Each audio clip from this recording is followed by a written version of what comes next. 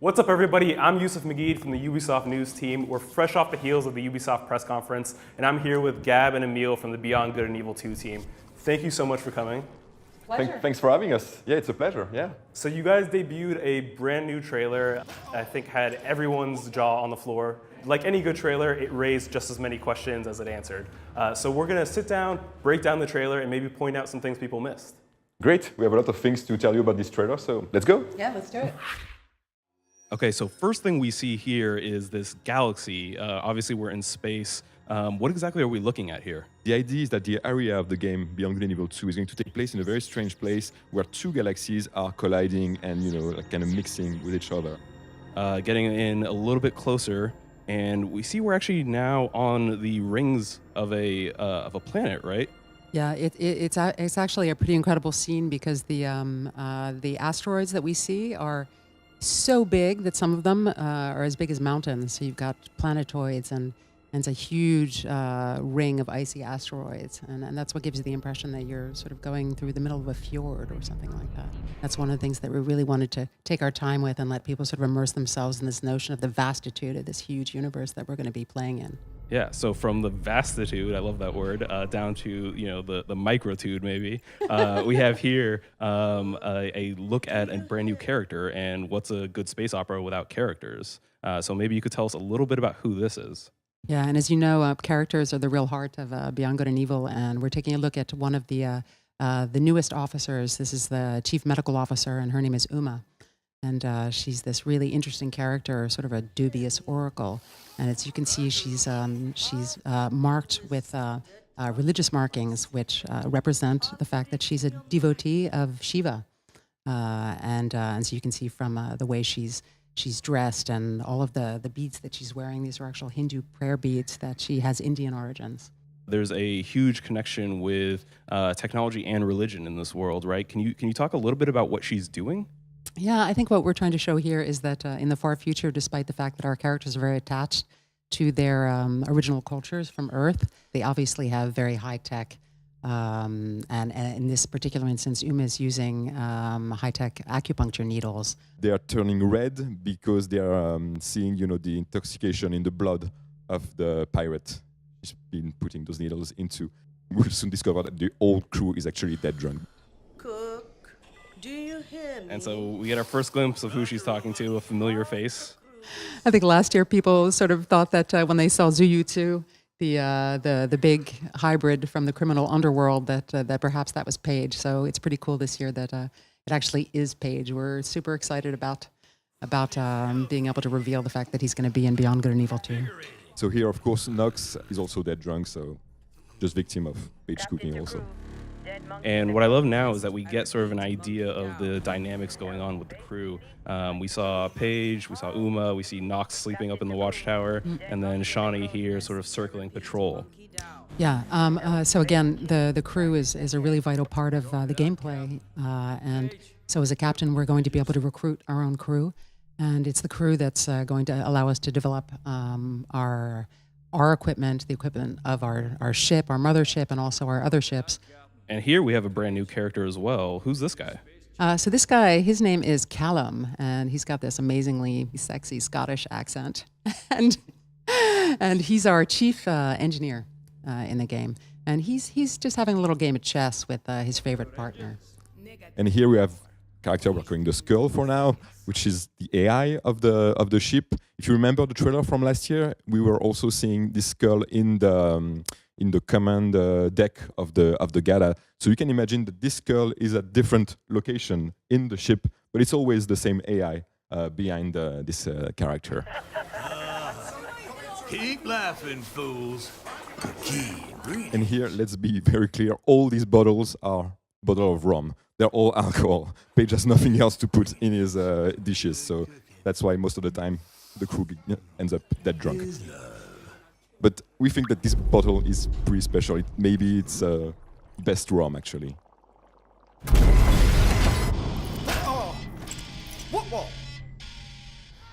Here you're seeing all sorts of different hybrids. If you pause, you will see a shark, you will see a rhino. So of course you will have these characters in the game.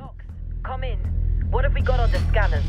Even if Nox is kind of a goofy character, he's actually very good at his job being in the crow's nest because he's going to spot the wave first, and you don't even see the wave at that point. He has very keen eyes, and he knows that something wrong is happening and coming towards the ship. So now we see, as things start to go wrong, Shawnee's sort of separated a bit from her ship, and she has to rush back. This is something that I know is things that players are going to be able to do, right? Jump out of their mothership, jump onto their own ship, and fly around. Is that right, Emil? Yeah, one of the key elements in our game is really the seamless aspect of the gameplay. At any point, when you're flying in space or above a planet, you can jump out your spaceship and start flying with your jetpack and go inside another spaceship, board inside the spaceship, take the control of this ship. So everything is seamless. At any point, you can do those things in the game. Yeah.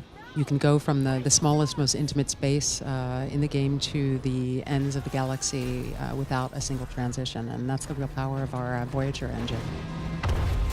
Okay, so this is a really interesting part. We've already met pretty much all these characters. So who's exactly in the middle here? That's Dakini, who is at the helm. And what's going on here is that from last year's trailer, Dakini was the captain of this crew. And they're very much a family, as you could tell from the camaraderie that you can feel at the beginning of this trailer and also last year's trailer. And she's gone missing since the last trailer. So this trailer takes place sometime after the first one, and the crew is sort of following up on the quest that Dakini was on, which was to discover the location of this legendary Moksha portal, which is sort of this mysterious artifact in deep space. Our two trailers are actually telling the stories that happened, the events that happened before the player starts playing and go on a journey in this game. So we're basically building on those legendary characters, and we're building the world of Beyond Good and Evil 2 and all the legends that people will be talking about. So here I think we finally get a sense of scale that's even greater than our already massive mothership here. Yeah, we can't say too much about this mysterious, massive spaceship, but as you can see, it's huge. It's far bigger than the Gala. It's already huge. The Gala is already, 500 meters long, so you can imagine actually the size of these huge, massive things. And the two massive arms of these ships are actually used to board other spaceships. The troops, they will be, moving inside those arms to board and get inside the Gala, actually. So this is a super cool moment. So will players really be able to abandon their ship or jump right out of it and head back to their mothership via jetpack? Yes, we're showing here in the trailer. It's really the relationship with the fact that we have this seamless universe. That you can go from fighting a huge ship from the outside, being your fighter, while someone else is boarding the interior of a ship, and then you can join that ship, go inside, and continue the fight. And again, all of that is done completely seamlessly. The emotional tension and the drama comes a lot from the fact that you can see how concerned Shawnee, as the captain, is to get back to the Gata. She's really struggling and fighting against all of these huge projectiles that are coming at her, and she's just worried about one thing: it's getting back to the crew as fast as she can. Paige, as you can see on this image, is carrying Nox, who was wounded, and you can see how close these guys are. They've probably been flying in space for a very long time in this crew, and they know each other very well, and they're always helping each other. So here we get our first glimpse of who attacks the Gata. Emil, who are these people? So fans would have probably recognized the alpha sections from the first Beyond Good and Evil game. You can see that they have the same symbol on their armor, and also, of course, the red light coming out from their helmet. We're not saying too much about these guys, but there are definitely alpha sections, yeah. So I think this is the moment everyone wants to talk about. Jade is here between the two alpha section soldiers. What is she doing? What happened?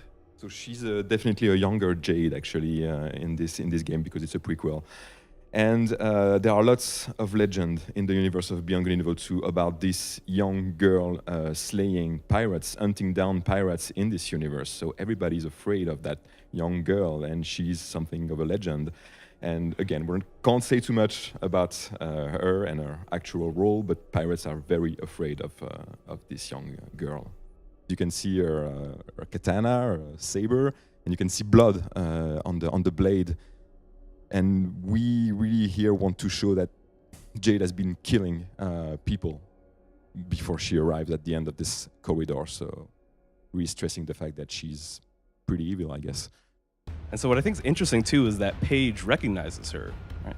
And this being a prequel to Beyond Good and Evil 1, What has their relationship been before this point?